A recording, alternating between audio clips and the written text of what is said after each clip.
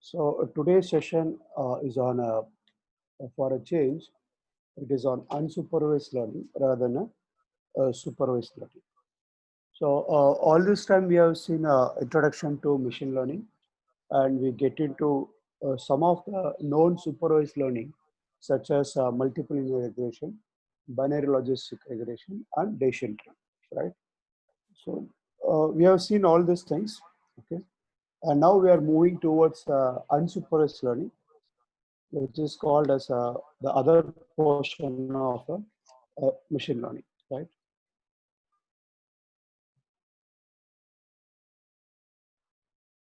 Okay. So as you're aware of that, in supervised learning, there is a dependent variable and set of independent variable, and we have a two set of data. One is training, other one is testing. When you say training data, to estimate the model by using a different algorithm, we estimate the parameter of the model. Then to predict the particular things, we'll use a testing data. So that is what we can call as testing data or unseen data. So this is the structure of a supervised learning. But when it comes to unsupervised learning, uh, it is slightly different. So when I say slightly different, what is the meaning for that? So in unsupervised learning, we are not going for any prediction. So we'll take a complete data set. So there is no question of splitting into training and testing because we'll take a complete data set. So once we take complete data set, we are trying to find out some knowledge discovery, or what we can call as we are trying to figure out some hidden insight in the data, or we are trying to find out some kind of patterns in the data. That is a purpose of unsupervised learning. Okay. Then apart from that, okay, if you have seen the supervised learning, when you take a multiple independent variable like x1, x2, x3, if keep on goes sometime 100 features also or 100 variables also, then it will create a lot of problem. We know the problem of variance in the last session also. To overcome that, we have to reduce this 100 variables or 100 features into sizable. That is one of the purpose of unsupervised learning. For instance, if you take the things here, so assume that this is our data set, how it look like, V1, V2 till V100. So this is what we can call as features or dimensions or variables, right? We can use a different terminology for this. In terms of rows, R1, R2, R3, we'll call this one as observation, cases, instance, or examples. So when you say data set contains only two dimensions. One dimension, this one, the another dimension is this one. Okay, so let me try to take some. So data set contains two dimensions. This is one dimension and this is another dimension, right? So in this case, what we can call as this dimension. So this will call as a features or variables or dimensions. You can call any name. Okay, when you come to this here, okay,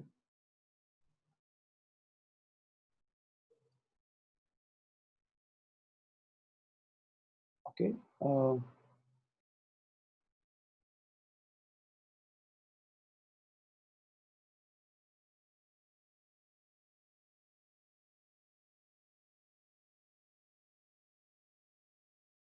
This one, what we can call this one as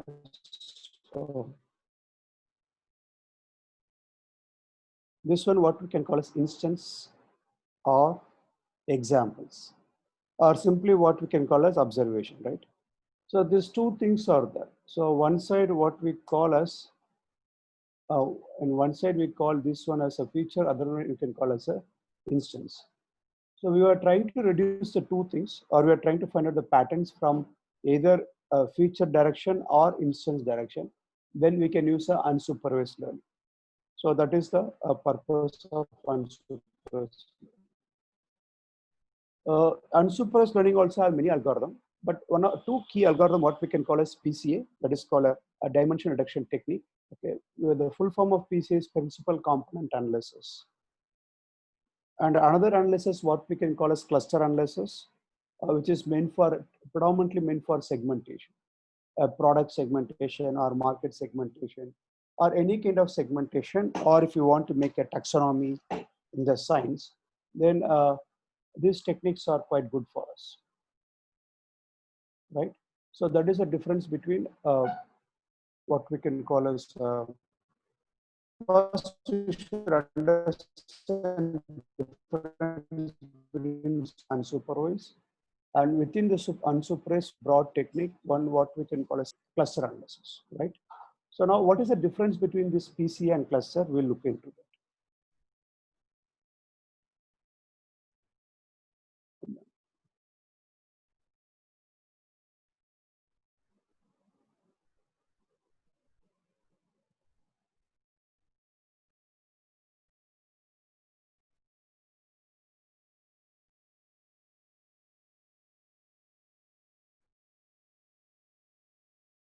Okay, so I hope this is clear for you, right? So whatever I explained, I just put it in the form of what we can call as in the form of a sentence, just for your understanding. Okay, so unsupervised learning, especially PCA, when you say PCA, PCA stands for Principal Component Analysis, a linear transformation technique used for dimension reduction. When you say dimension, okay, the one meaning of dimension is whatever you call this V1, V2 till V100. The one of the name is what we can call as dimension. We can call features, we can call variables, we can call indicators. So from domain to domain, then keep on changing the name. But broad name is what we can call as dimension. So linear transformation technique. It is working in the logic of linear transformation. So it's a linear transformation technique used for dimension reduction, which converts a set of observation possibly correlated variables into set of values of linearly uncorrelated variables. That is what we can call as principal component. So I'll explain what is this correlated variables into uncorrelated variables. No need to bother about that. That is what we call as principal component.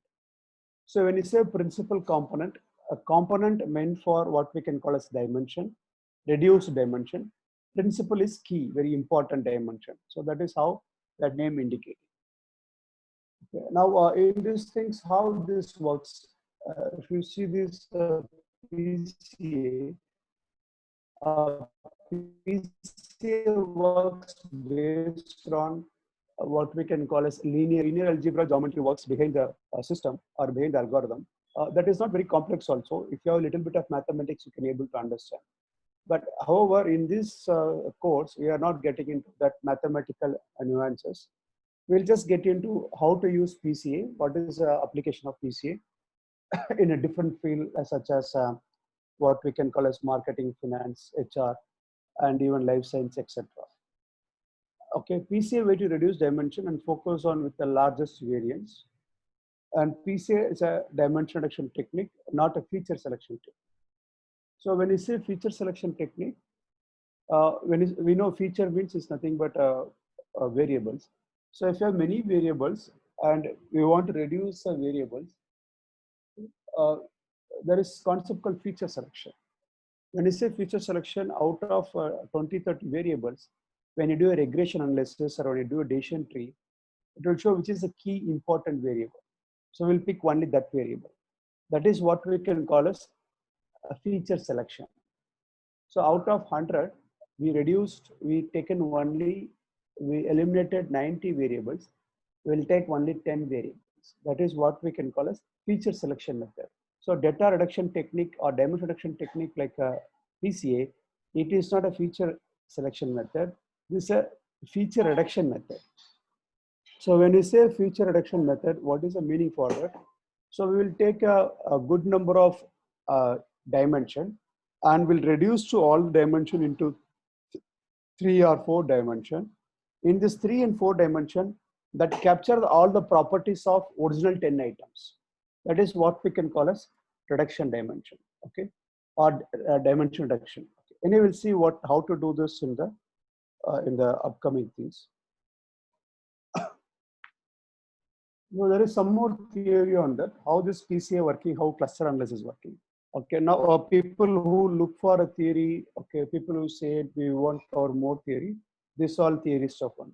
And please understand, in your syllabus, they never mention about PCA or cluster analysis, because though they mentioned supervised, unsupervised learning, but they didn't mention explicitly PCA or cluster analysis. So in future or in exam orientation purpose, they may ask you what is PCA.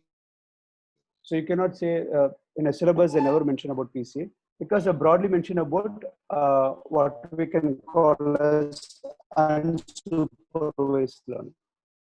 Okay, basis I'm covering this PCA and the cluster analysis. So it may come in examination or it may not come in examination, but it may be useful for you to understand that when you read about supervised learning, the opposite of this unsupervised learning, what is unsupervised learning and what are the few algorithm of unsupervised learning, it is always advantage, or it is always a kind of informative for you, right? So when you say data or feature reduction technique, that is called PCA. Using a PCA, any form of data can be reduced, whether structured or unstructured. I believe that maybe in your second module or first module, they spoke about something called structured data and unstructured data. So when you say structured data, for instance, a typical RDBMS data, a relational database management system, or typical Excel data, these are what we can call as a structured data, where rows and columns are very clear, and each variable or each features, we have a proper data schema. When we say schema, we know a string or a character or integer or numeric, and how much byte we have to allocate for each one. So when you say the byte, okay, we have to say the space, whether I have to accommodate a 8-digit, or whether I have to accommodate 10-digit, or I have to accommodate a 100-digit. So that all the information will be available before you collecting the data. So this is what we can call as a structured data. So till 2000, or you can say till 2010, we have been using most of the time structured data. We never concern about unstructured data. The reason for that is unstructured data is difficult to capture, and the storing is very not easy. And data, we don't know how to analyze, we don't know what to do with data. All this data, for instance, video data. So we don't know what to do with all this data set, and we just ignoring that. Okay, so that is what is the role of how people saw the unstructured data. But after arrival of what we can call as big data come to picture, the new paradigm, what we call big data, it is moving from RDBMS to big data data structure, which is more compatibility with unstructured data, and especially the business change, the way they capture the data after the introduction of Facebook, or what we can call as many social medias, WhatsApp, where the data are not in the form of structure, data are completely unstructured. And we got a very good processing speed. Earlier, we don't have big speed. So now we have every system has got at least a 4 GB RAM or a minimum 8 GB RAM. And we are getting a TB data of storage in most of the laptop and most of the desktop. So all this made unstructured quite popular in the industry. And they thought, okay, now we got the space to store the unstructured data, and we got a method to process the unstructured data, and we got an algorithm to run unstructured data. So on all this basis, unstructured data become quite popular than the structured data. But how to do the unstructured data? How to reduce the unstructured data? Again, for that, we can use a PCA. So PCA is a very powerful technique where we can do anything with the PCA, especially data reduction technique. So I hope you are able to understand me, or you are able to follow me. If you feel that I'm a bit fast, please inform me so I can reduce speed. Is it clear? Any doubt in this? Any doubt? No, sir, but your voice is little bit breaking, sir. Breaking, that because of net issue. Yeah. Okay, so okay. If no doubt, I'll just carry further.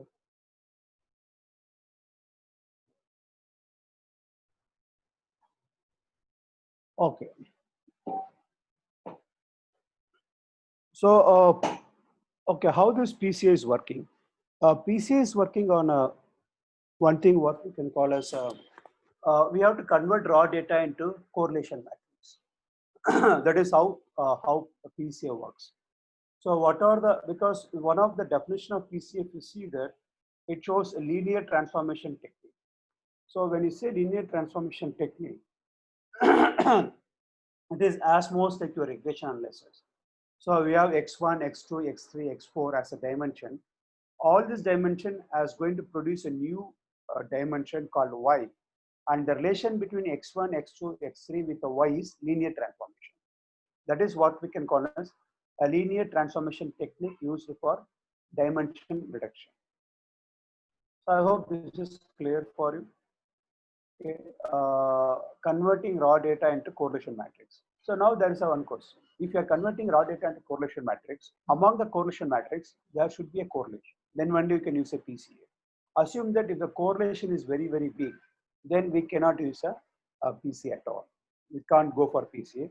So the mandatory requirement to do PCA is converting your raw data into correlation matrix and ensuring the very at least mid-level of correlation is present in the correlation matrix. Then only we can go by PCA method. Otherwise, we can't go to PCA method. I'll show you how to do that also, step-by-step procedure. Then second thing is how I'm converting, how I decide the number of factors, whether I want 3 factors, 4 factors from the original data of many items. That decides by something called eigenvalue. So eigenvalue is it is a kind of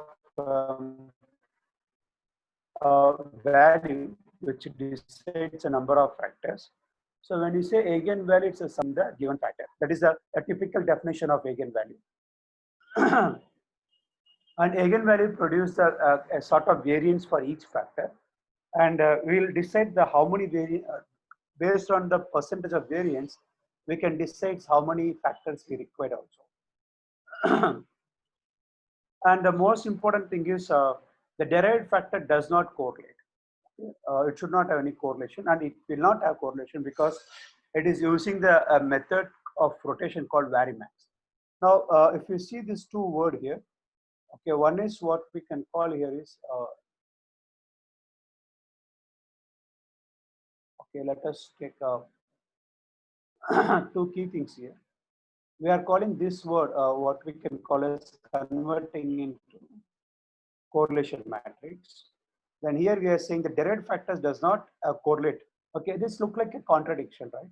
So what we are saying means in the from the raw data, we'll convert into correlation matrix.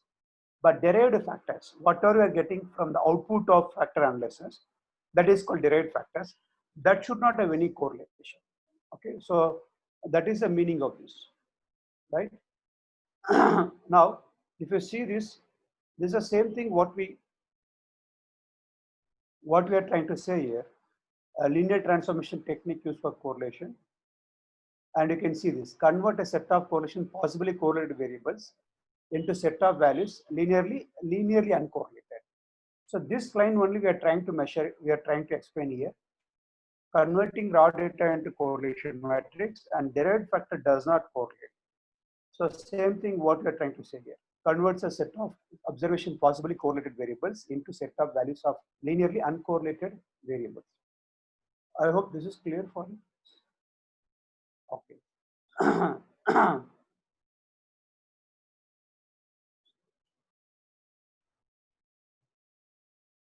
Okay. Now I'll come back to cluster analysis once we see the cluster analysis. So let us finish first PCA, then we'll move to cluster.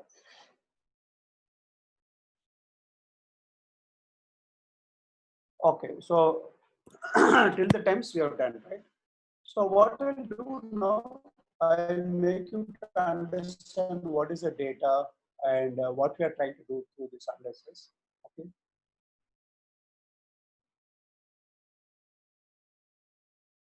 So how PCA and data works, right?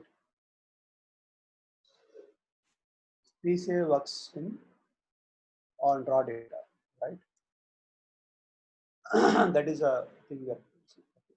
So let us introduce one data set called protein data set. So how this protein data set look like, I'll explain to you and I'll show you how it works also.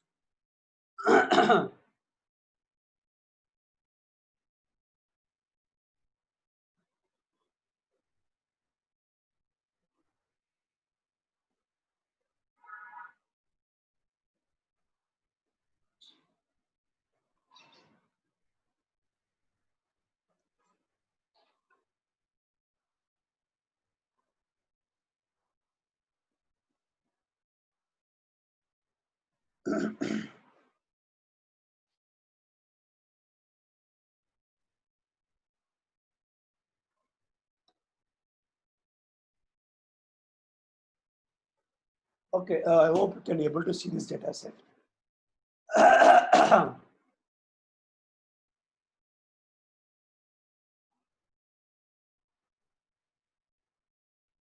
Okay, you can see this is a data set, right?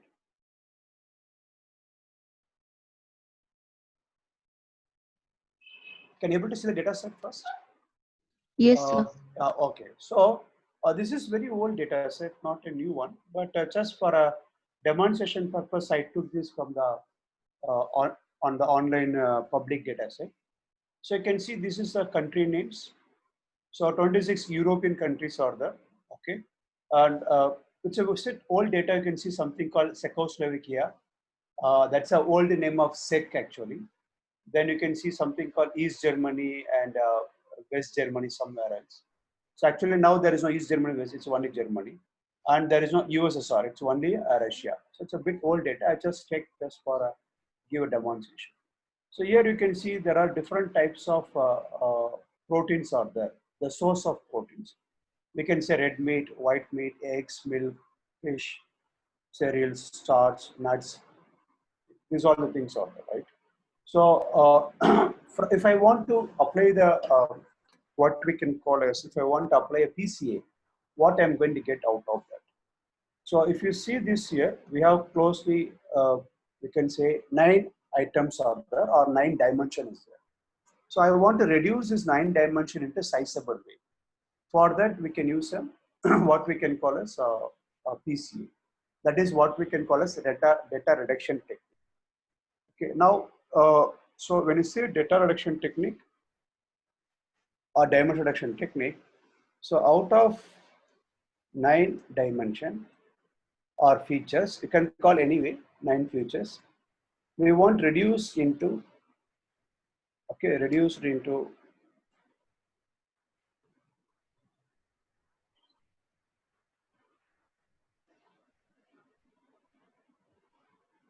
hello. What is happening?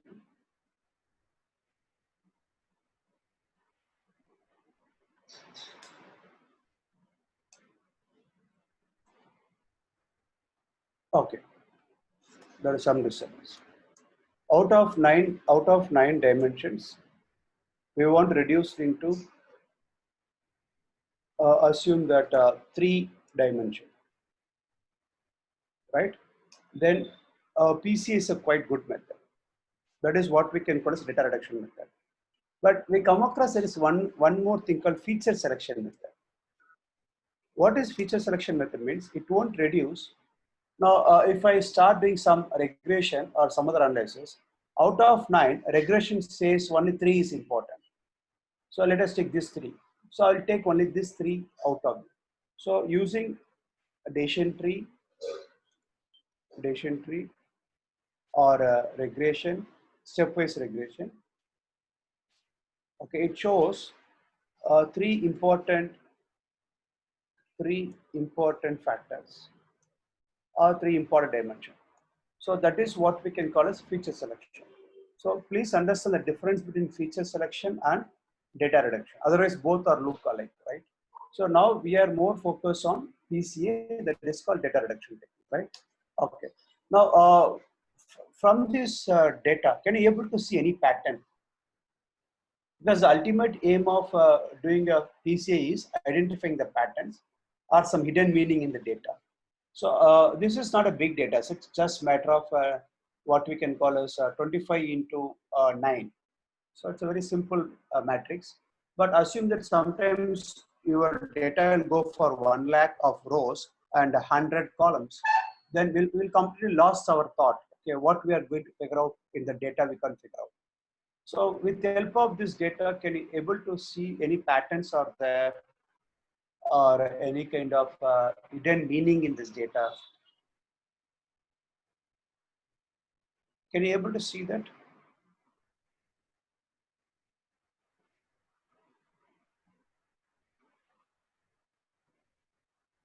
Anyone can able to see some kind of patterns or some kind of things?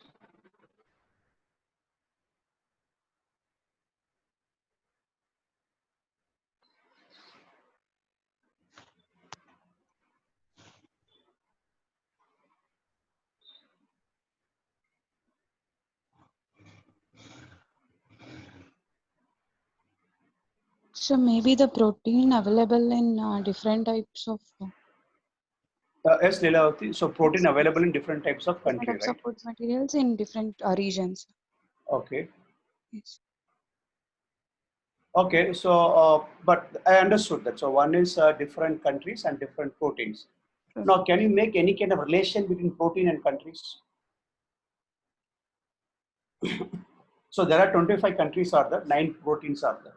So can you Yes. say these are the proteins is followed in this country very much or used in this countries very much, or these all the proteins are less used in these particular countries? So we could not able to come to any conclusion because the data Yes. is spread. Very So now random. to make a conclusion or to make a some kind of why I could not. This Akash is trying to join, but he's still I'm admitting he's not coming inside. Why? Okay.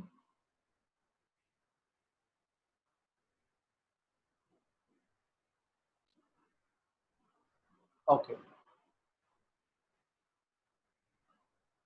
Now you might have joined. Okay. So to understand this, we'll use a PCA method by with the help of R, right? So I'll close this data set. Okay. So I'll go to now R. So I hope everyone can able to see the R screen. Okay. So this is R screen, right? So straight away I'll go to what we can call as unsupervised learning. So you can see this, we are trying to load the data from R, that is called protein data. So I loaded the data. This is how data look like for us. You can see this is how data look like, right? So this is how data look like. So we have, since we are using a head command, it will show only the first 6 rows, right? So data has come inside R, and we know this is all the data. This is a row, this is a column, fine. Now the next thing is okay. What normally this does actually, when you say how the methodology part of PCA comes. So let me explain the methodology part. That is a more theory for us. Then we'll go by what is it, right? So now if I just go here, okay. So this is our data set, right? So let me copy this data set. This is my raw data, right?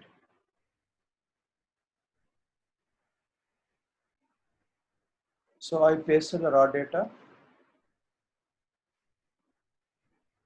Okay, now you can see how my raw data look like. So this is my raw data, right? From this raw data, what is the next step for us? So next step says we have to convert this raw data into, okay, now I'll just give the flow chart step by step parallelly for you so you can able to understand.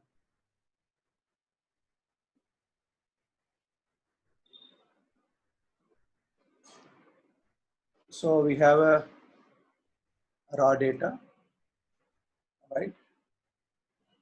This is raw data. From the raw data, what we are going to get? From the raw data, we are going to convert into what we can call as correlation matrix. Correlation matrix, right? That's a step 2. Okay, now from the correlation matrix, we'll apply eigenvalue, right? That's a step 3. And based on the eigenvalue, we'll decide number of factors. Number of factors, or you can call as a dimension. Both are same, right? Then we'll generate the factor score. And we'll find out what is the meaning out of this data. Then hidden meaning of the data. Okay, I can say I can bring the factor score last, then hidden meaning. So these are steps we are going to follow for running a factor analysis, right? Sorry, running a PC analysis, a principal component analysis. So now the first job is, this is my raw data. I got the raw data here, right? We have to convert into correlation matrix. Okay, now why we are converting into correlation matrix? If someone asks that, why can't we take as it is? Okay, what is the necessity of getting to correlation matrix? There is a reason for that. For instance, if you go back and see the data in R, okay, so this data, we know this data is what we can call as different proteins, and different proteins measure in different way. For example, when you say meat, meat comes in some kind of kg, okay. Then eggs maybe comes in different form. Milk maybe come in different form because it is a liter. Then fish is different, cereals is different, maybe in a kg or other things. And nuts are different, fruits, vegetables are different. So each data comes in different what we can call as the unit of units, right? It is not the same measurement, not same unit. So while doing the analysis, the first job is we have to remove the units. How do you remove the units? By using the correlation. That is the purpose we are using we are applying the correlation matrix. That is one of the reasons to apply the correlation matrix. When you're applying the correlation matrix, it becomes a standardized score, because all the score is ranged between -1 to +1. That is what we can call a standardized score, right? So on that basis, what we are doing here, you can see the things here. So scale equal to true. When you say scale is nothing but converting into correlation matrix. That is the meaning. Why -1? The first variable here is country variable, okay, which is not required for me. So I'm removing the -1 from there. So if I run this command, okay, so before that, if you want to say that, okay, how it look like, what we can say here. Okay, if you want to see the correlation matrix, I'll show you how correlation matrix look like. So take core PRO, that's it. Okay, so we know that the first one is what we can call as I'm sorry. Okay, the first one is a name that has to be removed, right?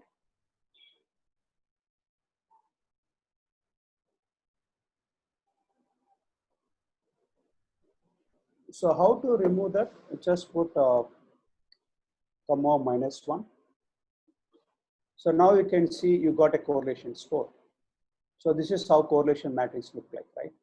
Okay, if you want to reduce the numbers, you can easily reduce by making the round of the figure. Round of comma 2. So now you can see this is how correlation comes. So the huge data set, what we can call as 25 into 9 matrix converted into now just a set of correlation matrix, right? So I'll copy this. I'll go to my things. I'll paste it here.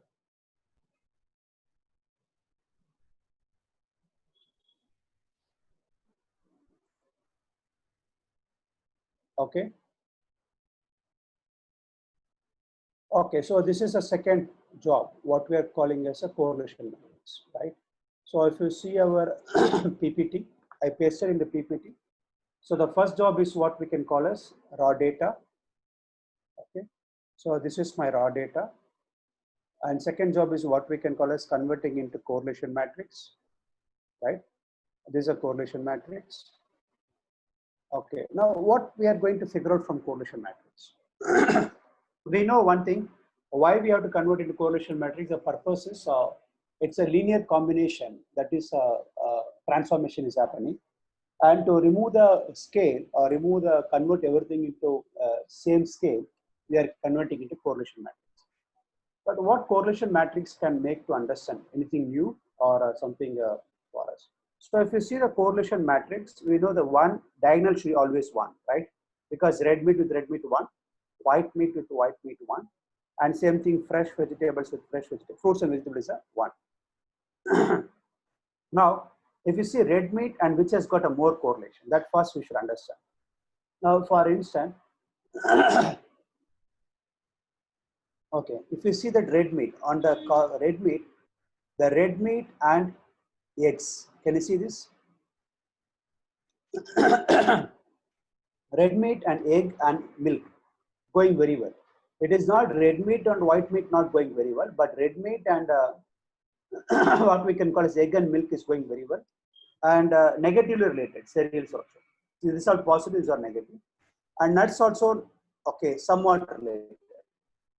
So we can say that, okay, red meat can go well with egg, milk, and cereals and nuts. That is how we are doing that. Now let us take a white meat. When you take a white meat, okay, on the white meat, if you take here, how the white meat can work. Okay, so for white meat and what is other variable? Can you see this? White meat and egg can do very good job, and also nuts. Okay, so you can see nuts can do good job. That's high correlation, right? Okay, now same thing if you take fruits and vegetables, which all things are going good. So for fruits and vegetable, you can say milk. So fruits and vegetable milks can do good job. Then followed by some extent nut. Right? So these patterns are quite important for us. So what we are trying to say here, in the fruits and vegetables, which all things are going very well. So we are saying these all things are going very well between what we can call as milks and fruits, vegetables, and nuts and fruits, vegetables. So this may go one group, right? And red meat, milk can go another group. That is how the group is forming. Okay, so this we can understand only through the correlation. That is why we did a correlation here, right? Okay, so we went for second step. So what is the third step here? Third step is we have to apply the eigenvalue. Okay. So how the eigenvalue look like? So when I store this, assume that when I'm going to store this as a core mat, that is my story. So on top of this core mat, I will apply eigenvalue, the eigen of core mat. Now you can see this eigenvalue. This is my eigenvalue. This is my eigenvector. So let me copy this eigenvalue first, right? And here also we can make a round of two things because it's too big.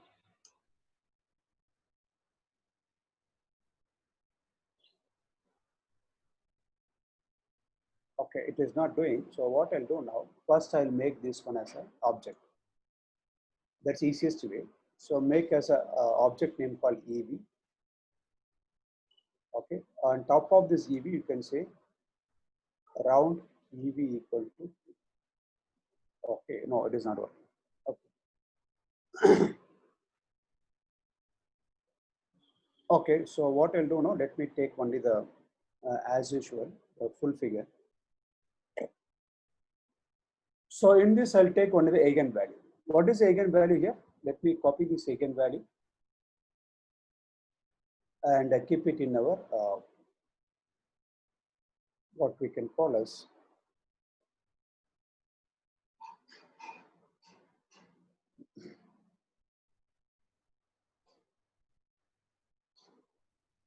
So this is your eigenvalue, right?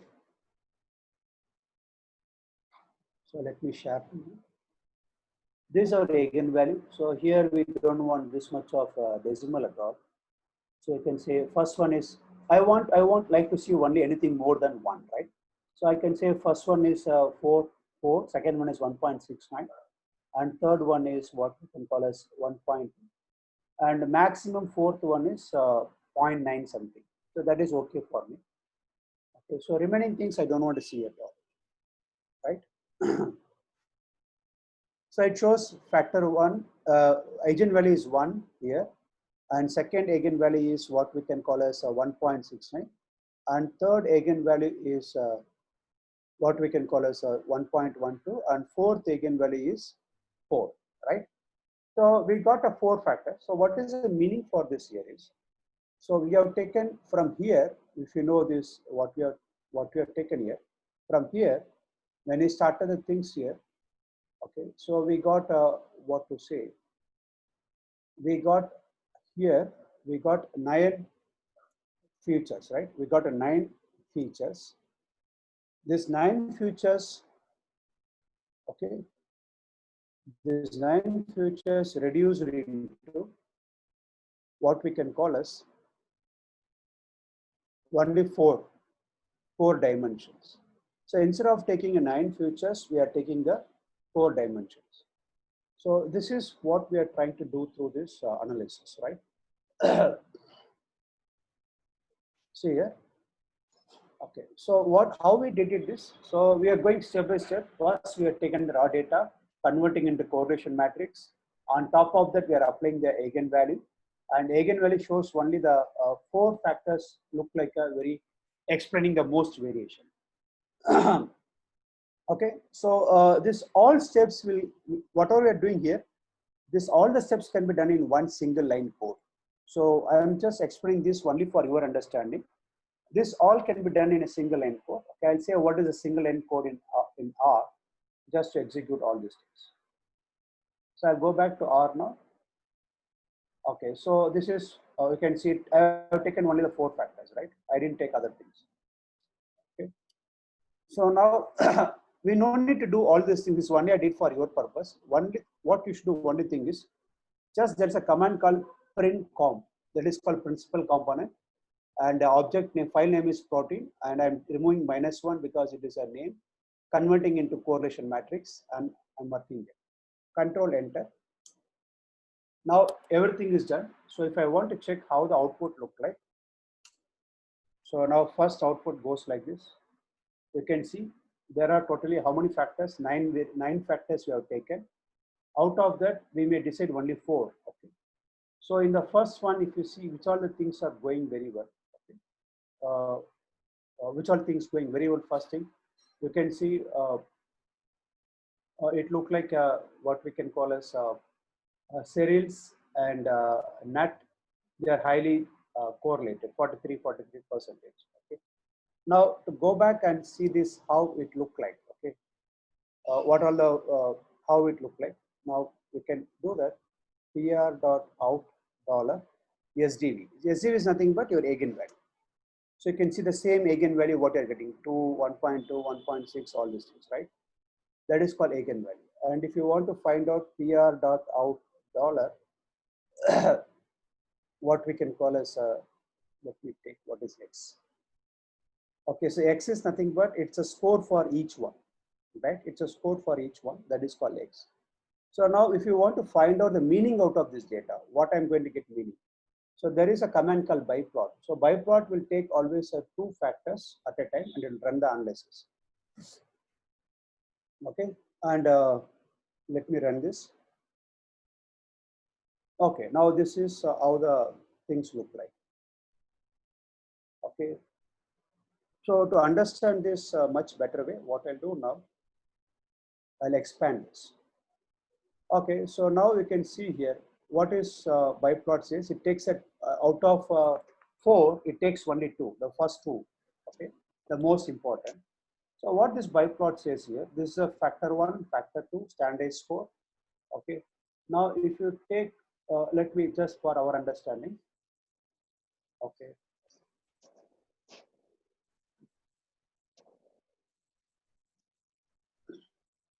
So if you take this, okay, these are the things what we can call as, okay, the high level of, okay, I could not draw it. Okay, so what I'll do now, I'll copy this.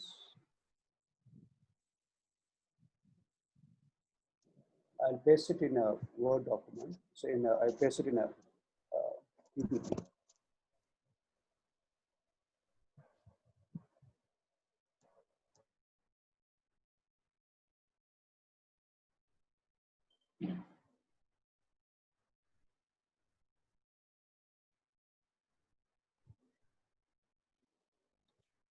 So I hope you can able to see this.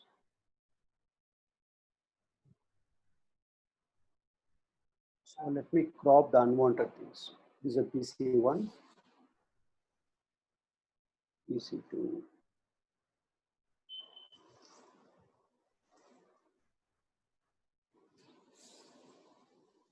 So I can expand the table, right? That is easier. So through this biplot, what I understand.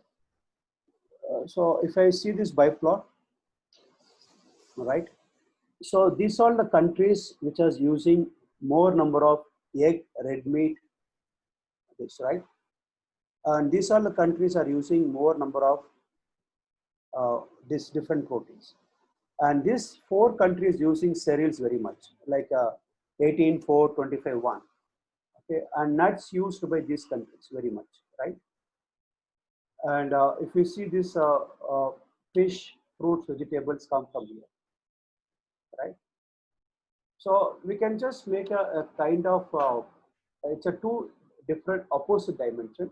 What I mean to say here, okay, so if you see here, if I make a line here, the center line, where it's 0 existing, right? So some are quite opposite to each other. What we are trying to say opposite to each other means, this people is opposite to this people, right? That is what is the meaning of this. So meaning goes like this. These two people are quite opposite to each other. Okay. So let me change the color.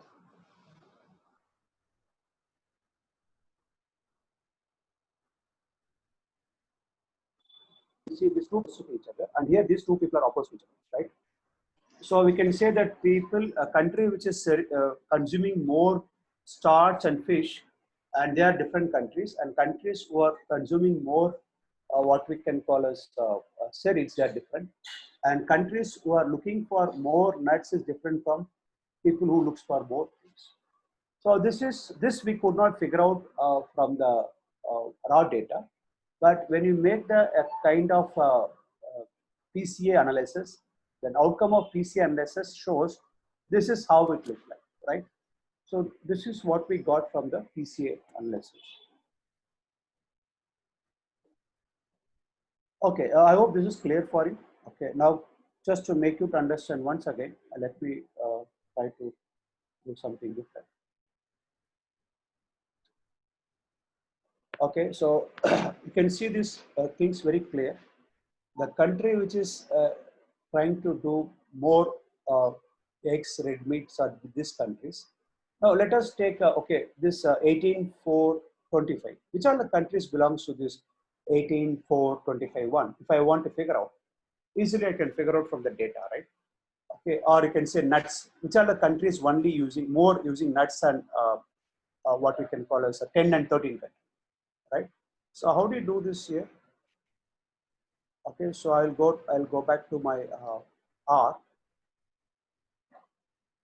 So this is output of R, right? So we got this output. So if you want to figure out, okay, which are the countries known for 10 and 13. So easiest way is I can go to my raw data also. So raw data says what? Pro. Okay. Then 10, 13, right? Just put comma, right? So if we enter this, so this is what we'll get from 10 and 13. Can you see this? So country like Greece and Italy, okay, they have taken more of what we can call as fruits and vegetables. So if you want to find out a country like what we can call as for 18, 25 and 4, 1. Okay. So I'll go back to R again. So instead of this, what I will do, I'll just change 18, 18, 25, and comma 4, right? So this will fetch me the different countries where we can call it serials is very important. Can you see this?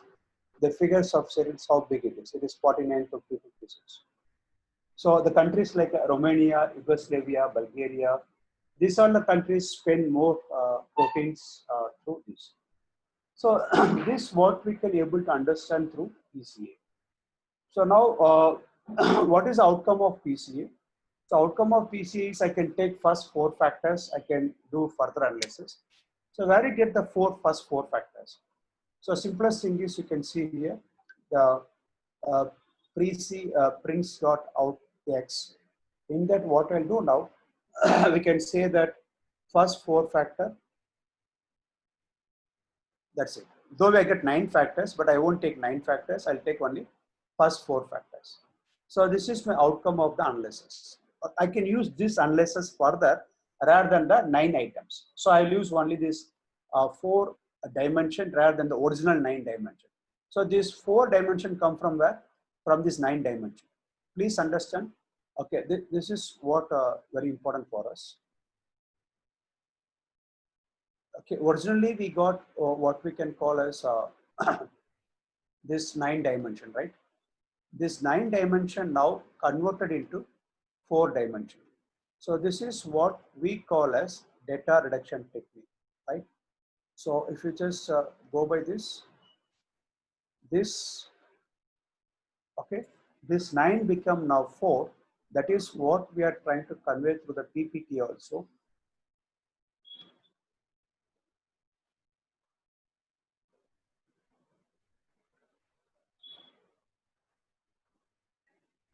So you can see this 9 features, now that became a 4 dimension.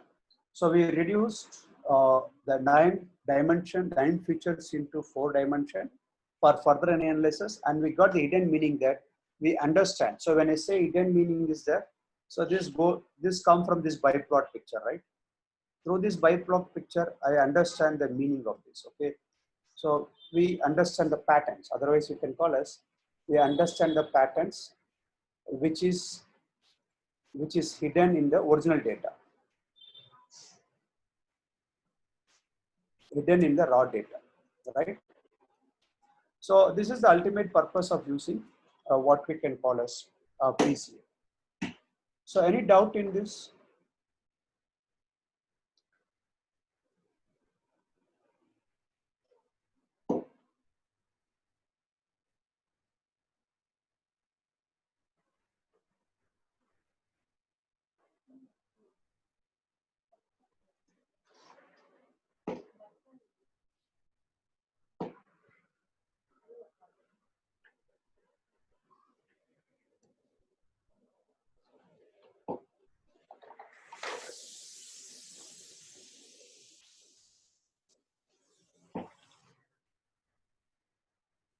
So any doubt in this?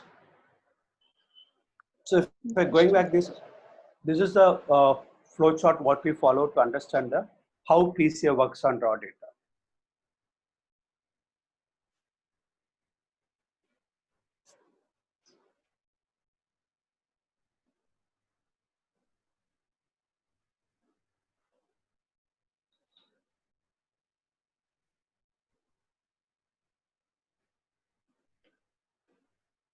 And this is my what we can call as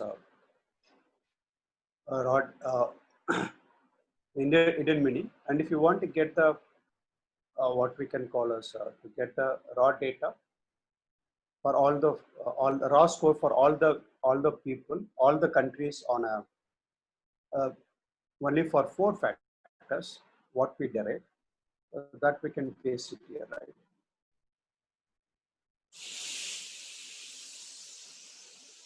Just give me some time. What I'll do.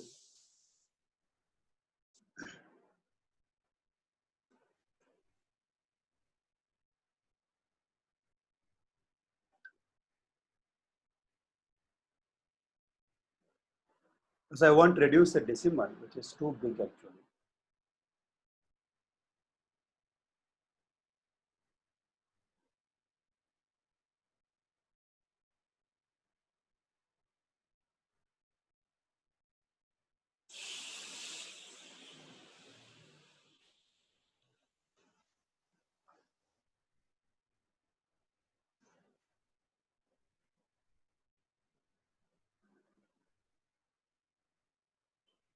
I'm just copy pasting. Okay, so it will make you to understand very clearly. So what you're saying here, see, this is my, going back to the things. So this is the raw data, you can see, right? So let me, if you want some color, I'll give some very light color. This is my raw data, and this is my correlation matrix, right? Okay, and this is my eigenvalue, the stuff of eigenvalue. Okay, and from 9 we reduced into 4, and we try to understand what is the meaning of hidden meaning we got out of this, and what is the ultimate factor score. So factor scores, this is the factor score for each 25 countries, for each what we can call as, okay, factors of 4 factors. So each one come like this: PC1, PC2, PC3, PC4. So this is my ultimate outcome from this analysis, right? So I hope this is clear for you. Okay. So it's a kind of a systematic approach, moving from uh, raw data, converting raw data into correlation matrix. On top of that, we are applying eigenvalue, then finding the hidden factors, hidden meaning, and trying to get the factor score. So this is how we got it. Is it clear? Okay. Now, sometimes this looks like very simple, but when you're doing with a large data set, and especially good number of rows and columns, it is big challenging to get some meaningful output this, right? We need some kind of domain expertise on this also to make this, okay? This is what we can call as a very quick view of how to do PCA. Okay, so we saw a lot of theory in this. See, each word is theory. What are I explained to you? Okay, so that theory we already seen here. What is PCA? Okay, and what is PCA here? And what is unsupervised algorithm? Under that, we have very broadly PCA and segmentation of cluster analysis. Then uh, we understand the theory about this. Then we come to the how to execute in R using the print.com function. This is the outcome shows, right? So any doubt in PCA?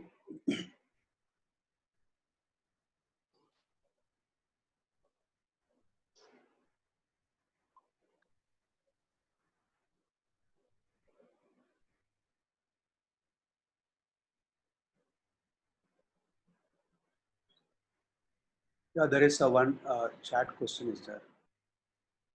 Okay, so Rajat says no doubt. Okay. Okay, thanks, Rajat. What I'll do now, I'll go for next level. Next analysis called cluster analysis, right? Okay, cluster analysis is also quite important because cluster analysis works in opposite way. What do you mean by opposite way is, okay, when you say, okay, dimension reduction, right? So for dimension reduction, when I'm trying to reduce a dimension like this piece, I will use a PCA to reduce this one, right? Okay, for instance, to reduce this one, I'll use a PCA, right? But if I want to reduce the other way, if I want to reduce the number of observation, right? Then we have to use what we can call as a cluster, right? This where you'll use a cluster analysis, right? So that's a difference between PCA and cluster. So we have seen how to reduce the number of column. Now how to reduce the number of rows. That where cluster analysis come to picture, right? So we'll see some of the theories of cluster analysis. Then we'll move for how to use a cluster analysis using R. So by these things, we are concluding our unsupervised learning in a machine learning. So hereinafter, I won't come back to unsupervised learning. So if you have any doubt, you can always come back and you can discuss with me on your doubt. Then once I finish this session, so we may have another 2 or 3 sessions. We may start a time series from Monday onwards. Then we'll move to neural network. Okay, then that is how it is keep on goes, right? So I hope these things are very clear for you. PCA. Now we'll go to cluster analysis. All right. So now how this PCA, how this cluster works, that is first that should be understood. Then we'll go for next, the mechanism of cluster. Okay. So when you say cluster analysis is a data reduction, but it's cases. Here you can say it's a features. Here it is a cases. Converting raw data into distance first. Okay. So what we did here, we are converting raw data into correlation. But here what we are doing, converting raw data into distance. So what do you mean by distance here? So to make you understand distance, I'll go to this data set. For instance here, okay, now if you see these figures are like what is the figure they're given here? Okay, so someone gives score of, first person gives a score of 9 for the variable 1. Second person gives a score of 1, third person gives a score of 2 and 8, right? So how this works for us? So first we should find the difference. When you say distance is a difference, a subtraction.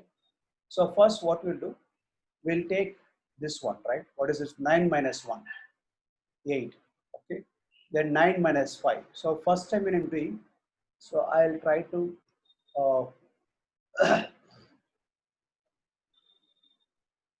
okay, so I'll try to do like this. First I'll find a difference between these two, then difference between these two, then difference between these two, then difference between these two.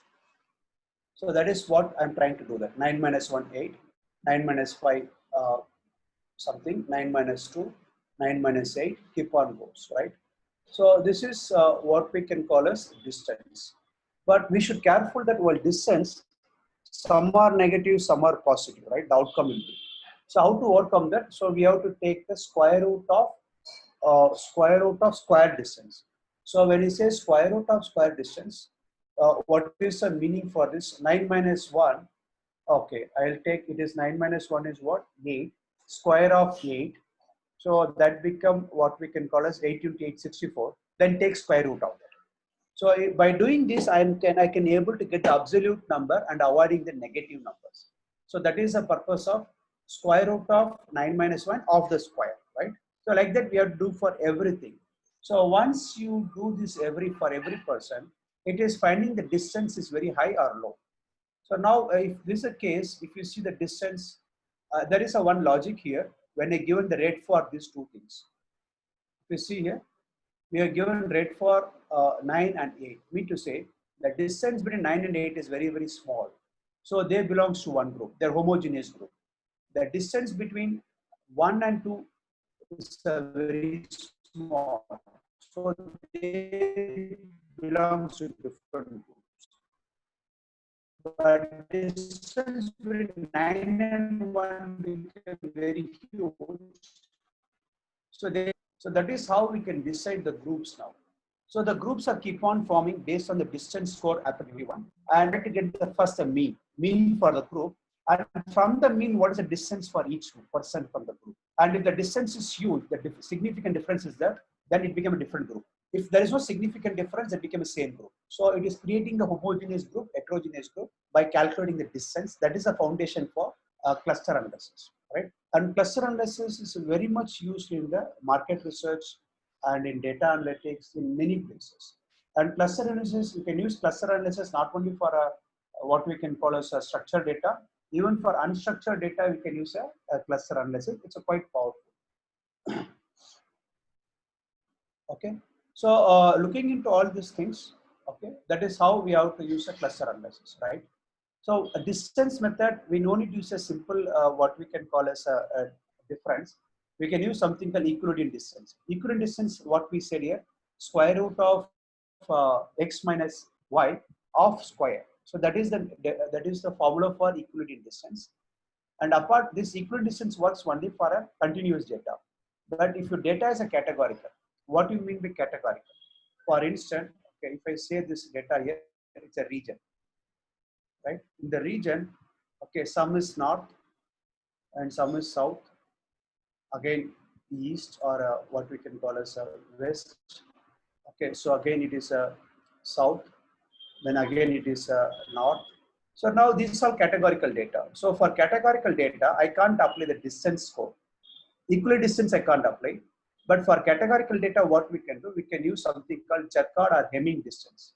It's a different types of distance. So we can use a Jacquard or Hemming distance for a categorical data, right? So that is what I'm trying to say. So for continuous data, if you see if a data is continuous, if your data is continuous, okay, you can use a Euclidean distance. Okay, if the data is categorical, you can use a what we can call as a Jacquard or Hemming distance method. So that is also distance method, but not for a category, not for continuous data. It is for a categorical data. So that is how the distance are computed, right? So this is a basic things about cluster analysis. Okay. So how do you decide we have optimum cluster? There is something called elbow curve points that will decide what is the optimum curve for this one, right? Okay, and the key application of cluster is what we can call as a segmentation analysis, okay, or taxonomy in a life science. So now let us see the how to do the cluster analysis. What we did for the same thing for a factor analysis, we'll do the cluster analysis. So interestingly, what I'll do for cluster analysis, I'll show a little bit of understanding data very well. Then I'll get into cluster analysis. To understand the data very well, we can use some kind of graphs and data transformation to understand this, right? Okay, so now I'll take a new slides for what we can call as cluster analysis, right?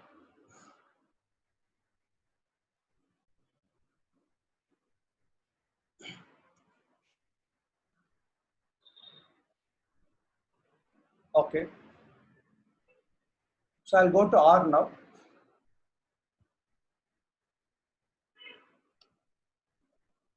Okay, so the cluster analysis goes like this.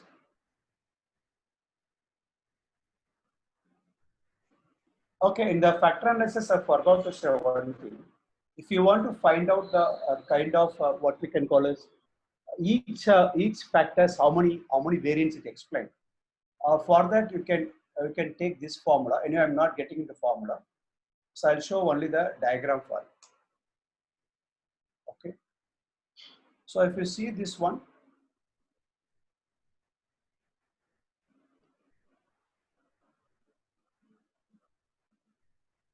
so I hope you can able to see this. Okay. So this shows that okay, maximum you can take 4 factors. That look, first factors are getting 40%. Second factor is getting 20%. All factors may get some 7%, and this is look like a stagnant. So maximum you can go by 3 factors or 4 factors by seeing this diagram, right? So this is one thing, right? Then another diagram, what we can call as cumulative things for things. So that will show like this.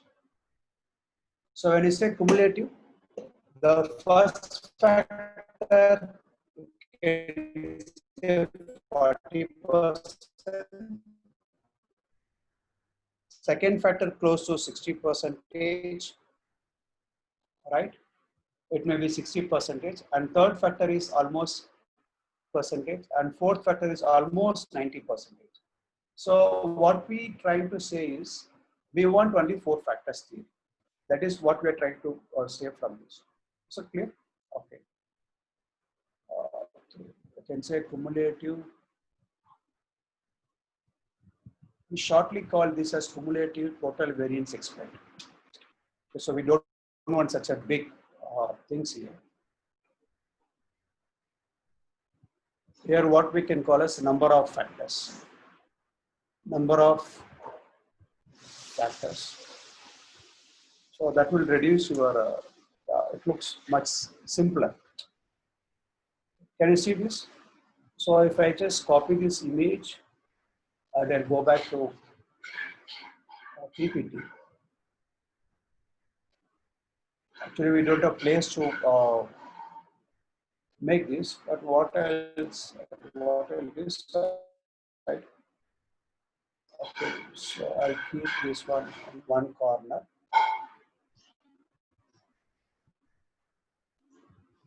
Right? Then I can paste it. So I can keep it like this, right? So in these things, you can see the cutoff comes here, 4 factors, right? So what we are trying to say means 4 factors explains close to 90% of your data. That is what we are trying to say from this.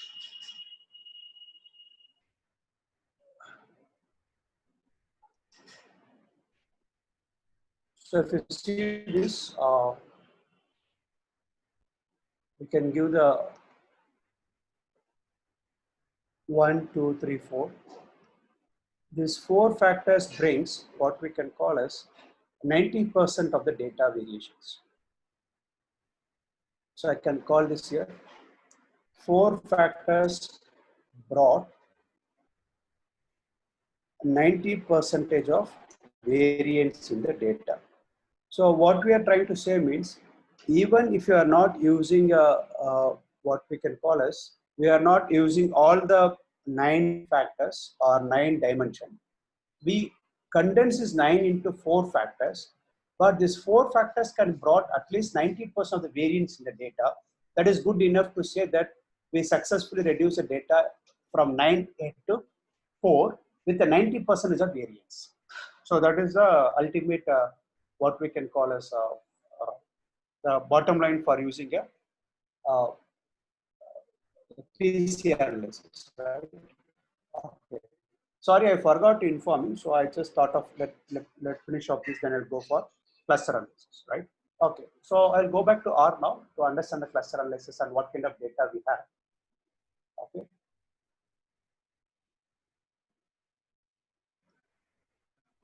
Okay. So cluster analysis, we can do it 2 ways. One way is I'll take the same data set called cluster analysis data. So I'm just taking the pro as a food now, right? So you can see the same data set. I'm taking what I use for a principal component analysis. I'm taking the same data set. So instead of reducing the number of column, I am trying to reduce number of rows. So how many rows are here? 25 rows are there. I want to convert this 25 into sizable, maybe three cluster or 4 cluster like that. Okay. Now there is a very simple command to just find out what we can call as how many clusters will look like better for this. Okay, so don't bother about this command. I'm just giving the command like this. Okay, so if you see this command, okay, the number of clusters may be, okay, this is you can see the very top, second, third. Now this line what we can call as elbow command, elbow point. Can you see this? So elbow point may start with 2, 3 or 4. So we know that elbow in our body, how it looks like the curve, the same curve what we can call as elbow command. So what this command shows, you can keep a 3 cluster, or you can keep a 4 cluster that look, or 2 cluster that looks good for the data. So out of what we can call as out of this much of country, 25 countries, if I combine together, okay, in a segmented way, I'll get only 2 group or 3 group or 4 groups. So which are the groups you can decide on your own. Okay? So that is what this diagram says. That is called the elbow diagram, right? So now let me run this one by one. Let me take what is the meaning of centers here. So I want to say three cluster, right? So how 3 cluster look like? So this a k-means is a command. What k-means does is it will take the mean of each one and find out the distance, and it work on that, right? So now if I just run this command, okay, so what I'm going to get by running this command, so it shows this is how the it is order rate. Okay, now to make you to understand how the data look like, So once we apply this 3 cluster, what it shows, see, out of 25 countries, it shows these all the countries belong to cluster 1. Okay, these all the countries belong to cluster 2. And these are the countries belong to cluster 3. So if you see Albania, Bulgaria, Greece, Romania, Yugoslavia, these countries are belongs to third cluster, and these countries like hardcore European countries, like what you can call as Netherlands, Belgium. So hardcore European countries, these all belongs to the first cluster. Okay. Now the second cluster is very small. You can see very small, but these also European countries, but has got a different way of understanding. So what are the variables you have taken here? We have taken we have different proteins, 9 variables you have taken for 25 countries. And now these 25 countries become 3 groups. So that is the job of what we can call as a cluster. Are you getting the logic? So if I go back by theory, what does theory says now? So if I go back to theories, so like whatever we did for a factor analysis. So theory says here, so let me take the same thing. So raw data, correlation matrix, eigenvalue, then hidden meaning, then factor score, right? So it looked like very similar. Okay, now what it shows now. So raw data, instead of a correlation matrix, we have to say distance, right? It is not a correlation matrix, it's a distance. Now instead of eigenvalue, we'll say k-means. So k-means will decide how many factors, how many clusters you want. So that is very subjective and very discretionary also. So we can say how many clusters we want. Okay. And this create number of clusters also, right? Then we'll get hidden meaning. So because we don't know which countries belong to what, so we got the hidden meaning is coming out. And instead of factor score, what we can call as a cluster score, and identifying each instance, mean to say each rows as which cluster. Okay, that is ultimate things, right? Okay, because if you see this output,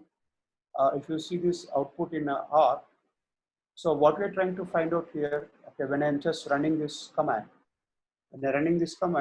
so at the end of the day, I know this, okay, this country belongs to this country belongs to this, and this all the set of country belongs to 2 and 3. See, 3 is I kept, how I decide 3? That is a question here. How I decide the 3? By referring the elbow point. If you see the elbow point, okay, I'll just go to my PPT.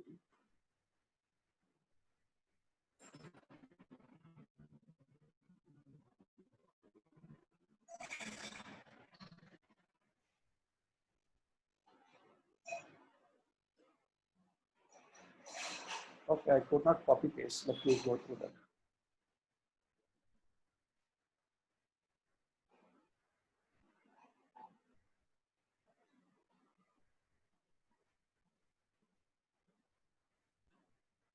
Okay, now I got it.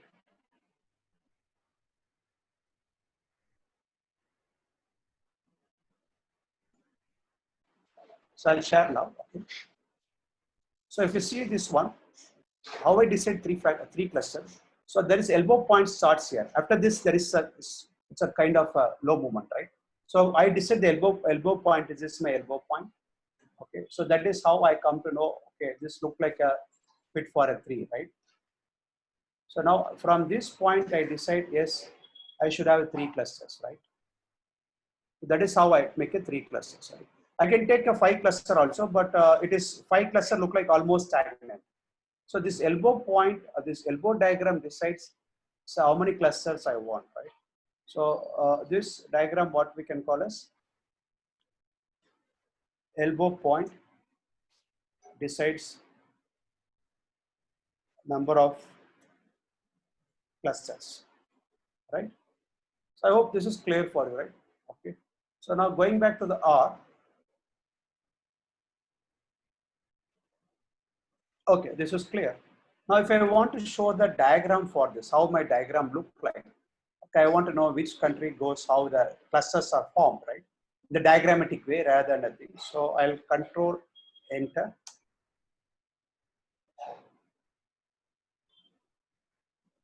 Okay, good. Mm. So based on cereals and red meat, if I want to take it, so you can see this is how it look like. Can you see this diagram? So from this diagram, I hope you can able to see this diagram, right? I hope you can able to see this diagram. Okay, or what I'll do, I'll copy this diagram in the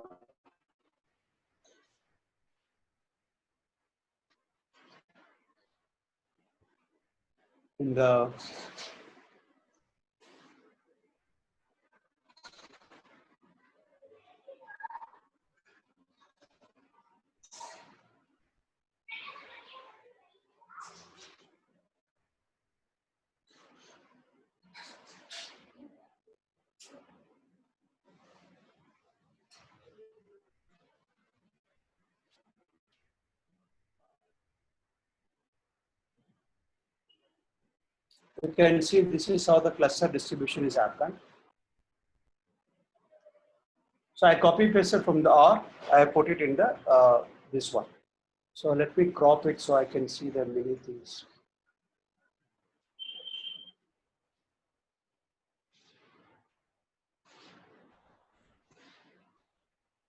Okay.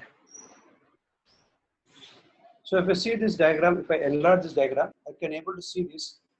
Okay, the green ones belongs to one cluster, the red one belongs to one cluster, and black one belongs to another cluster. So this is how we can able to find out how clusters are distributed in the things. So there are 25 countries are there, and we have taken 9 attributes. These 9 attributes we combine together and we sort out completely, and we say that okay, there are 3 clusters are prevailing in this data set. That is what we did it. I hope this is clear for you how we got it.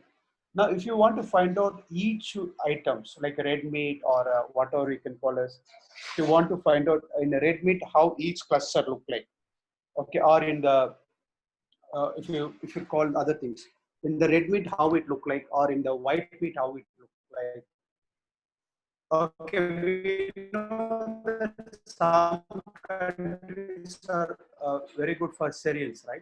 So we want to find out how these clusters are look like in a diagrammatic way that we can do, right? So how to do that? I'll go back to the R. So this is what we did, right? So if you see this in the data set, we have something called uh, GRP cluster. Okay, if I type here. Okay, so the other way of carrying this here. Okay, so if you want to take in the original data set, what I'll do in the original data set, I can type as food dollar.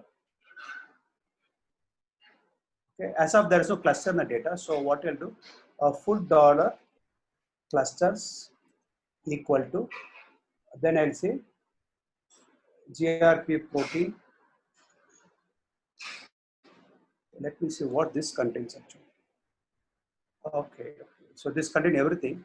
In that, what I'll do, I'll take only clusters, right? So if I run this, now if I just go and say food now, so you can see that I'll get a cluster also. Can you see here? This is a cluster I got. So I know which country belongs to what cluster now, right? If I get this, then I can easily apply whatever things. If I want to apply for a red meat, so which cluster has got high score in red meat, I can apply the mean score of this.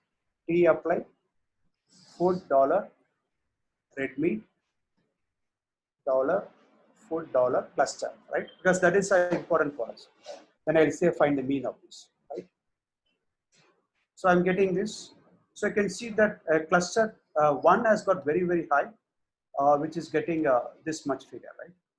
Okay. So we know which other country belongs to cluster 1, a hardcore, what we can call a European countries. Here in this diagram, which is given in the, what we can call as given in the black, right? Can you see this? These are the countries, the UK, Germany, Belgium, Switzerland. These are the countries known for very kind of red meat people. Okay, if you want to put the same thing in the form of diagram or in the form of what we can call as in the form of can put a bar plot, right? So bar plot. So this is how it look like. So I understood cluster one is played vital role in that thing. So in the same case, if I want to find out, okay, instead of let me go for cereals, right? So which cluster is good? So you can see it's quite opposite. Can you able to see that?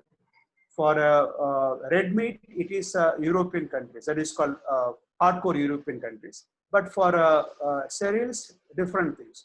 So where the cereals going in? So if we go for a third one, so third one, what we can call as this Yugoslavia, Bulgaria, that kind of stuffs. So this kind of people, okay. So these people known for a third, they are using more cereals, right? That is what I understand. So if you want to find out same thing for what we can call as fruits and vegetables. Okay, now you can see third country, second cluster plays vital role. So it's very clear cut that people who consuming more number of what we can call as red meat, they belongs to one cluster, and people consuming more cereals, they belongs to another cluster, and people consume more fruits and vegetables, they belongs to another cluster. So these all the things are hidden in the data, and we call out that. That is why this unsupervised call as data, what we can call as knowledge discovery, KD. So this all what we can call as knowledge discovery, right? So we can get all the three. For example, if I want to take all the three now, okay. So let me copy this again. Again, let me take a 4. Okay. So one is what I'll do. This one. Another one is red meat. Another one is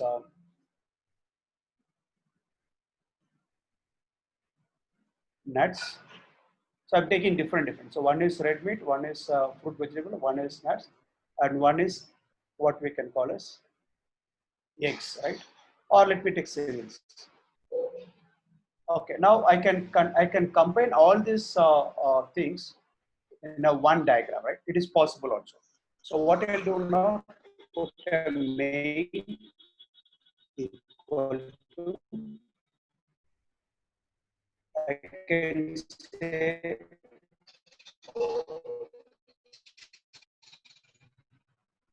food, right?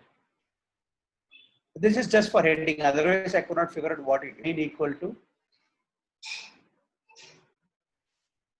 red meat,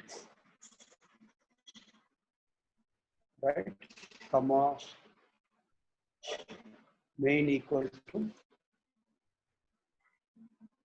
nuts, and comma main equal to what we can call as cereals, right? Clear? Okay. Now, if you want to convert all the graph into one single graph, just put M of R, M of rho equal to C of 2, 2. So this will give 4 diagrams. Okay. So this is how it look like. So I can copy this image. Then I'll go to my PPT, this one.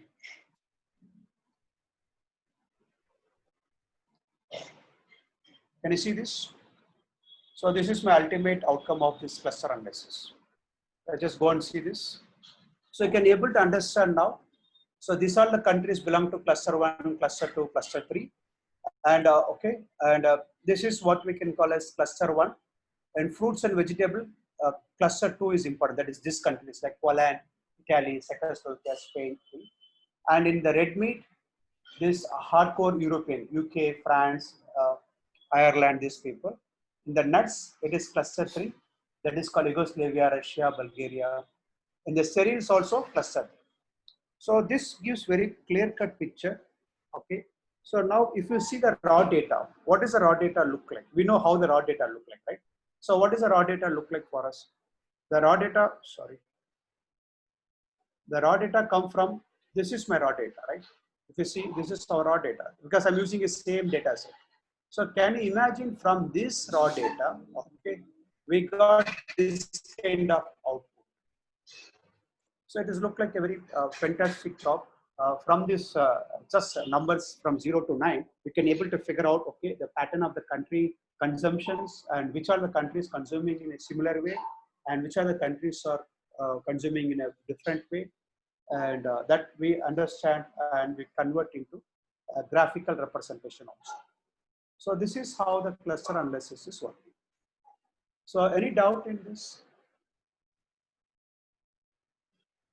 So see, we have done two major techniques in a single day, just because of it is not available in your syllabus. So I thought of at least I can test this theoretically and conceptually. You should be very clear what you are doing this, right?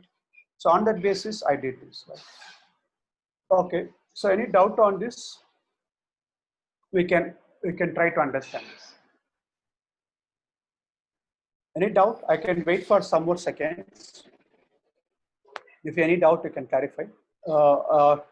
At least theoretically, not necessarily practically, because practically you need a lot of time to understand the code and writing the code and doing this analysis. Just like that, it won't happen. But at least if you are good in conceptual or intuitively are understanding what cluster does, what your PCA does, then that is really good actually. And please understand, okay, in nearby future, everyone start will use all these things. It is not something you need a very extra brain or you need a rocket science knowledge to do this. In the coming days, everyone will start using cluster and PCA, regression. Even everyone start very loosely, they'll start using these technologies.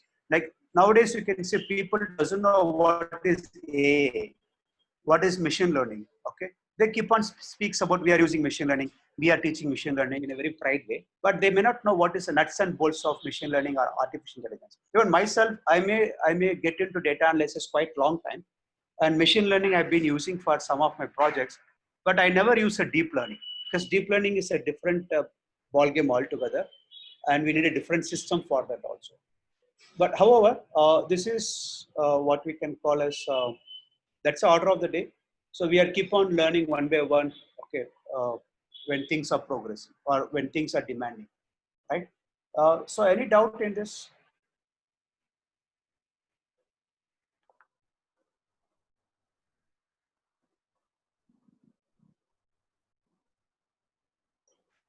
Rajat, can you just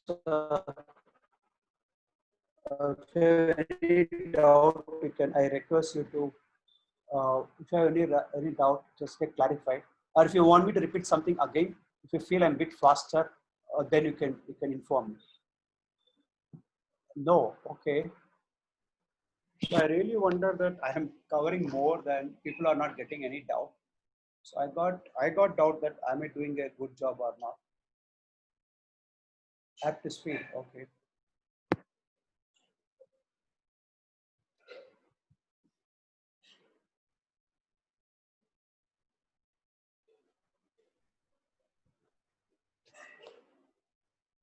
Okay, what I'll do now, we have another 20 minutes of time. I'll do one more cluster analysis by taking COVID data, right? So I'll just explain step by step how I'm doing this. What you're going to get out of this. Okay, it is quite interesting if you follow this COVID news in the different channels also. Okay, so I'll go to R now.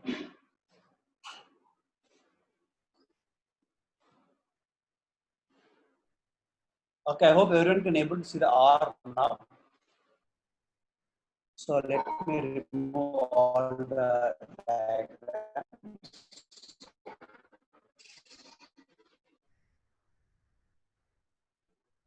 Okay.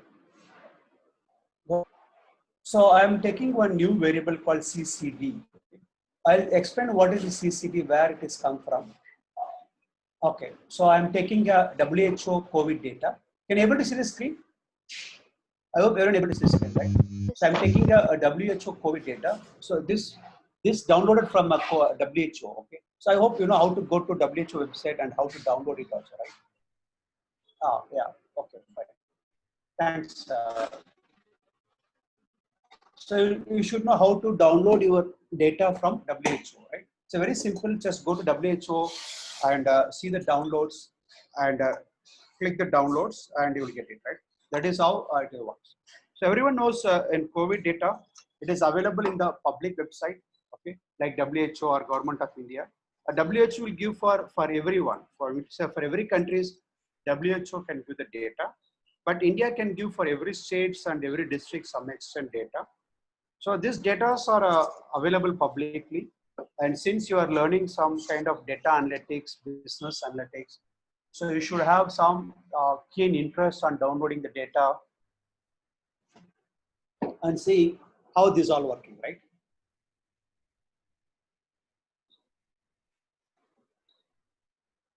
Just a minute.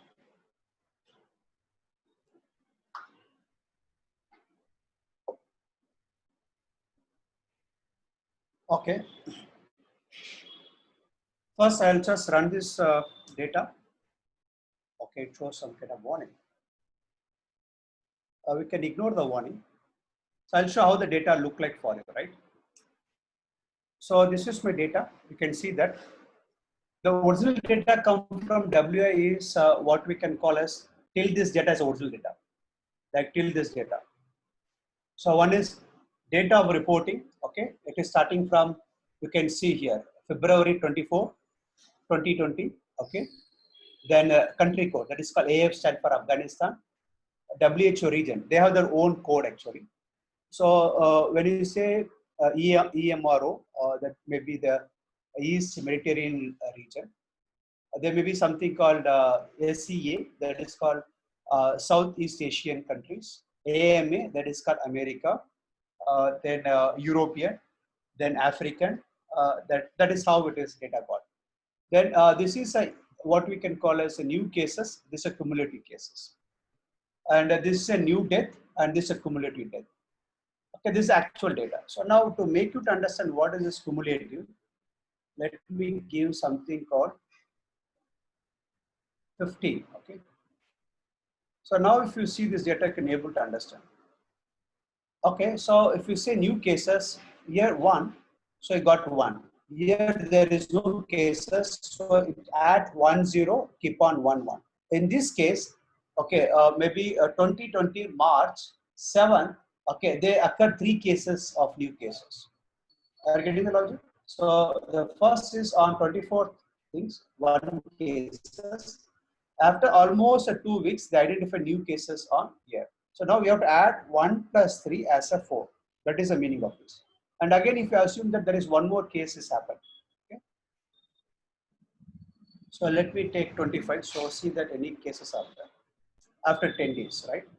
So after 10 days, if you see that, yes, there is no cases here. Then after 2 days, there is 3 more cases. So till this 4 plus 3, 7. So this is what we can call as cumulative cases. Same thing will do for cumulative death also. So first 10 days, there is no death for Afghanistan. Almost there is no death for first 25 days also. Only cases are occurred, but there is no death. So if death comes, it will comes 1 here, then cumulative 1. That is how the same logic happening for here. So we are going to use this data just for our curiosity and how it is going to work also, right? Fine.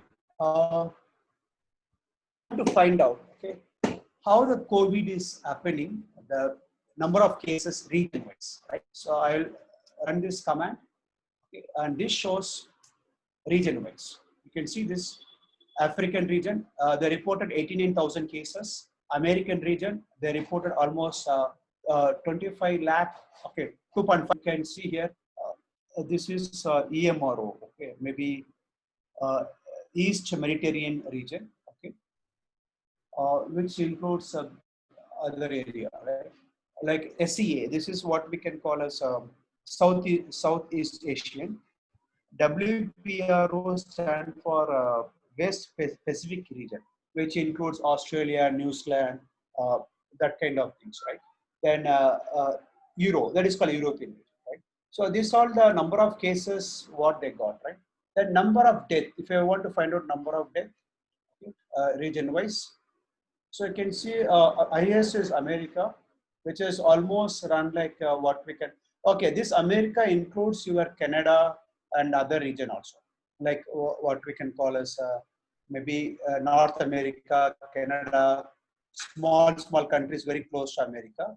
Because as of now, America has got only a death of 1 lakh, close to 1 lakh, not more than 1 lakh. This input other thing. So Africa has got 2370, 2370. Then what we can call as uh, European, which is quite highest. Then SES stand for Southeast Asian.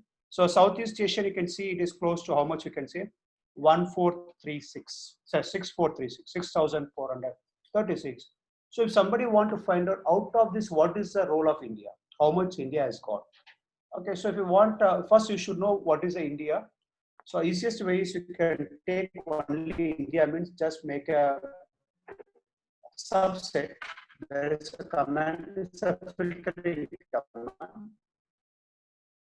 Make subset of what is a CC, the COVID.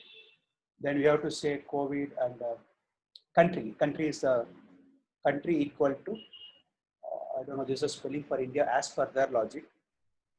Okay. So you can see that this is a big figure for India because it's everyday, right? It's everyday figure. So to avoid this, what we'll do now, we have to do some kind of what we can call as we can take. Okay. So otherwise, easiest way is put this subset on top of this, put tail. Okay. So tail will show the last 6, right? So that from that we can able to figure out. So last 6, you can see that. So as of 28/5, okay, mean to say till yesterday or till day before yesterday, okay, India's death is, you can see cumulative, take cumulative. So India death is how much? 4337. So if that is the case, okay, in the Southeast Asia, the total death is how much? We know what is the total death. Okay, how do you know the total death of Southeast Asia? Same logic you can use here. What you are doing here, tail command. Okay, I'll do go by same logic. Only in the country, instead of country, what I'll do, I'll go by WHO region. That is how, and here what we'll do now, in the region wise, if you take, we have to take,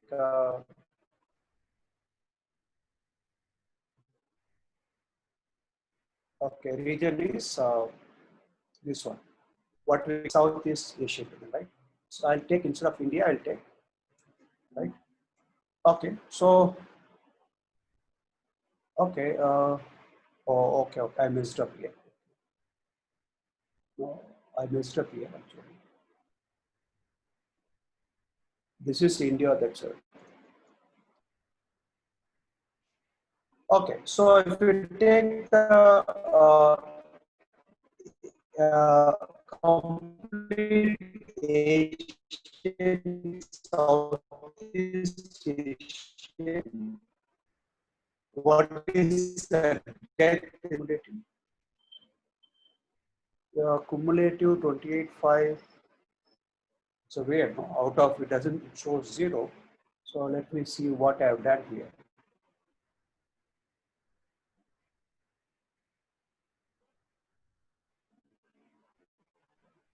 WHO region, yes, WHO region. There is a tail, COVID, WHO region.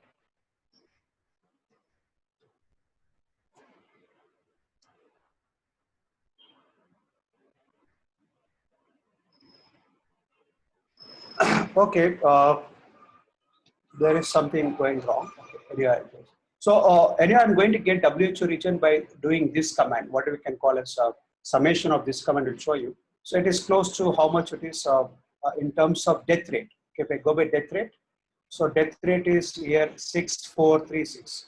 So out of 6436, India has got almost what we can call as, we know the India rate is, by doing this, you can understand.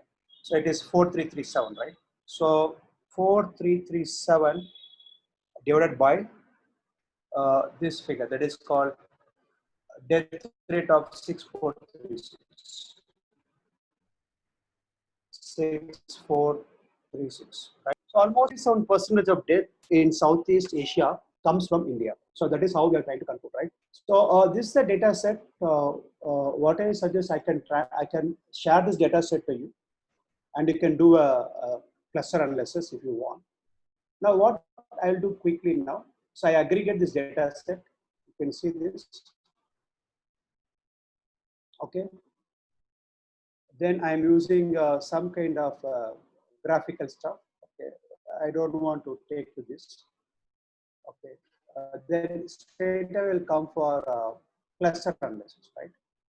So in the cluster analysis, what will come? CCD, right? Okay. So I'll come from here. Okay. So you can see my data. I'm taking only two data. One is number of. If you see here, I'm taking 4 and 5. What is 4 and 5? This is 4 and 5. Number of cases, number of death. I'm not taking any other variable. I'm storing in data. Then I'm trying to find out how many, what is my elbow point, right? So elbow point shows like this.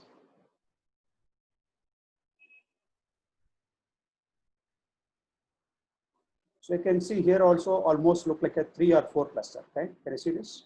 So elbow point showing 3 or 4 cluster look like a meaningful for this data, right? Now, if I want to find out how my clusters are look like, see, understand this data is huge data. It is not, okay. Compared to old data, this is a bit higher side because we have taken close to 180 countries, right? So you can see this all the data comes. So we classified into 3 clusters. So CN, Canada comes in cluster 1. Then if you take cluster 3, okay, Nepal and Australia. Okay, let us check where India comes. China, you can see CH, or it may be China or Chile, I don't know. We have to check that particular things. So maybe this is a Great Britain, France. This all comes in the 3rd cluster, right? Very heavy clusters actually. Okay, Italy. These are Italy. These are a good number of cases of presence, right? That is a meaning for them. Okay. So this is how it look like.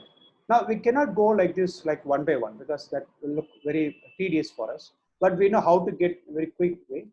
So what I'll do now, okay, if I'm just going by graphical usage of this,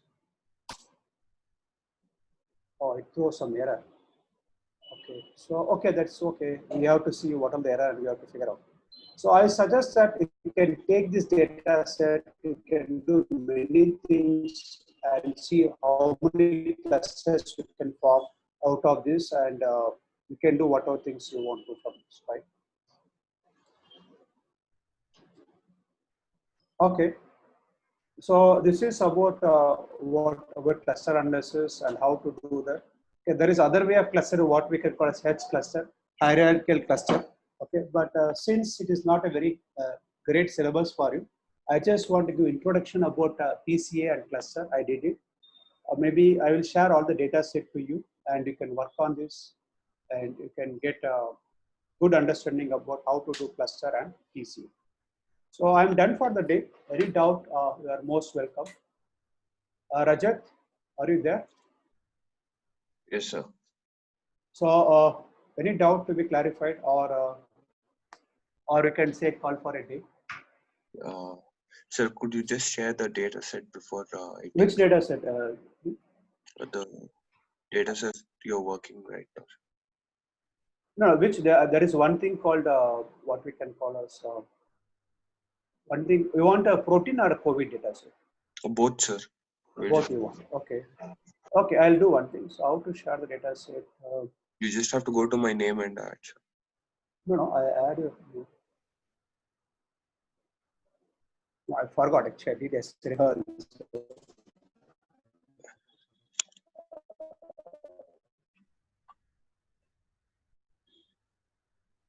No, I mean, I had to go to more, right? More, remove report, putting meeting room. Yes, sir. Okay, I should go to chat. I should go to chat. I got it. I got it. And then you have to. Yeah, I got it. I got it. Okay. Though we are doing regularly, but sometimes I'll forget. Happens. So you want a protein data, okay? Then you are what you can call as COVID data, right? Yes, sir. Where I kept COVID? But COVID data is available in the net also because I Yes. have taken from the WHO only. All But right, anyway, sir. I'm keeping. We'll take it. I'm just. Anyway, I'm just. As it is 1.24, so it won't take much transfer. Okay, but I clean the data. So before you are doing the analysis, you should clean the data and you have to work on that. Okay. Okay. You can use a regression on this. Please use a regression and see number of cases, number of death. Okay, death is a dependent variable, and see okay whether death and number of cases reporting is any relationship is there or not. So what is R square? It can able to predict. So you can do all the stuffs use data, right? Okay, sir. Okay, okay. I'm just trying to load. It takes few seconds, I believe. Okay, so any doubt apart from this? No, sir. Because I never seen you people face to face, so I don't know what is your requirement, what kind of person you are in a psychology, or what is your learning curve. I don't know anything. That's one of the disadvantage of this, but no other Well, thing. it is a So you steep got the data. learning curve, You got sir. data now. Yeah, You sure. got the data now. Yeah, sir. I've got it. Okay, fine. I'm just So that is downloading. a case. Yeah, that's a case you can share to the people. Okay. Yeah, I can call for a day. Okay. We'll see you Monday. Okay. Monday will take time series. Please brush up your time series knowledge when you come to Monday. Okay. all right, sir. Okay. Thanks. Thank you, sir.